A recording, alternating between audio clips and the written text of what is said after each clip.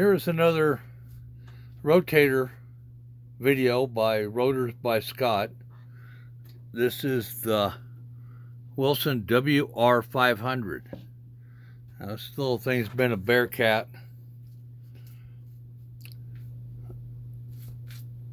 It's got a MacGyvered potentiometer in it, and I'll show you that here in a little bit, but it does work. According to the service manual, this thing is supposed to have a total of 98 balls in it. That means 49 on each side of this plate. I can only get 48 in it. Now, who's been into this thing before? Did they put the right balls back in it? I don't know the history about it, but I put 48 in it, and I'm shipping it. Now, you can see my MacGyvered setup. It had a missing socket on it, but I figured out a way to quickly connect my leads, and I traced the wires and bada boom, bada beam, and all that. I do have those connectors on order from China if they ever get here. Good luck with that. Now here's the controller. Cleaned up pretty good. I put new switches in it. These switches are supposed to be momentarily on, and they spring back because they have to be in the up position for this side to work. But, you know, I did a lot of searching. That's all I could find was ones that go down and back up. This is an on switch. It's got 6 terminals on the back of it. It's in the on position there, and it's in the on position there. But to turn it, it's got to be down. And I'll show you that here in a little bit. Controller cleaned up pretty good. It's got a 8-pin octal plug in the back of it that plugs into it, like a tube out of your radio. 8-pin octal. Put new light in it. That was a burger. That's a little 110 bulb that screws in with threads. Mini bayonet, screw-in bayonet, I don't know what you call it. But you can see it's pointing south. And that is south all the way. That means that it's gone as far as it'll go. You can see that the switch stays down. But the rotator itself has got end of rotation switches in it, so now we'll go the other way. And it is turning clockwise.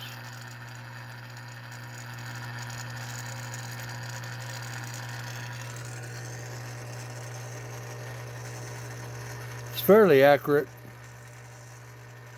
All these parts are unobtainium.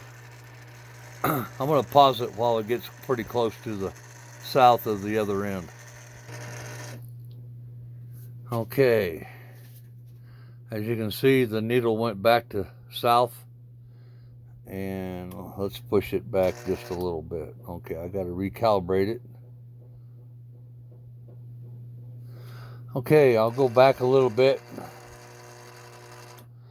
Now, as it's turning clockwise, it'll get to the S and go a little bit more, and then the potentiometer goes back the other way. Now, there's a little tab in that arm on that potentiometer, and no way I'm trying to explain to you how the system works, but there's a little plastic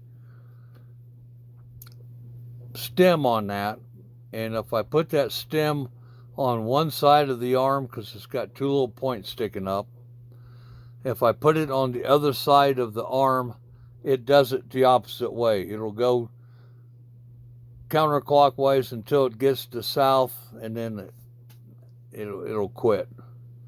But no matter where I put it, it always does that. But you're at south right there. Now if I gotta flip that switch back. See, it just overstrokes the potentiometer a little bit. Whoever gets this will have to deal with it. Like I say, that potentiometer is even lucky it even works. Very, very unobtainium. And when that switch is down, this one don't do anything. Now, if that switch is down, It's turning clockwise, but if you flip this one down, it'll go the other way because this switch is first in line. So whatever you want, you always gotta make sure these switches are back up.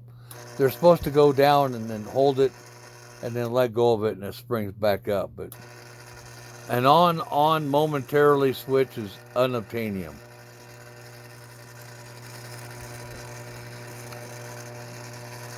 I had to deal with this on my own controller. I did a lot of research on this a couple years ago, and that's the only switches I could find. And unfortunately, these things break. The knobs come right off of them. The little thing just pops right out, so you got to replace them. Might as well replace both of them while you're in there, because I've got a Wilson 1000, and it's got a left and a right, and it's got a brake. And I thought, oh, the brake is still good. While I was in there, I put it all back together. First time I go to play with it, what happened? The brake switch broke. Might as well replace them all. Anyway, this will be for sale on D-Win's Facebook group. If anybody's looking for one. And whenever I get the connector, I'll put the connector in it. And it's supposed to be a mating connector, so you'll get the socket. I'll install the socket, and then the plug that plugs into that will also be included. It's a weird apparatus. This one here is out of the 1000. You can see it's got 2 more pins in it. I think this is, no, damn, this might be the plug for it right here. Yeah. It's like that. That's out of another rotator. But it's a big plug and it goes right in there. And if it works out right, and those are correct, this will be included in it. Like a big ass mic socket or mic plug. And they probably won't be here until I get back from Portland. I'm leaving for Portland in the middle of next week. So anyway, the Wilson WR-500. Pretty good old rotator in its day.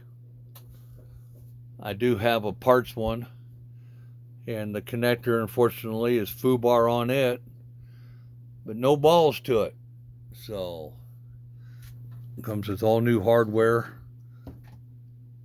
Now everybody's probably going to be thinking, why don't I put stainless steel in this? I'm using just grade 8 or grade 5 bolts. The reason why you break one of them stainless ones off or a higher grade one, you'll never get it drilled out to replace it. So, and I do believe you put NICs on them bolts, I don't think you'll have a problem anyway, but there you go. Bada boom, bada beam. Another rebuilt rotator from Rotors by Scott. Give me a call. My number's down at the very bottom. My address. I'm not afraid to put this out on the web. I can delete your phone number if you harass me. Haha, LOL. Later. Bada boom, bada beam.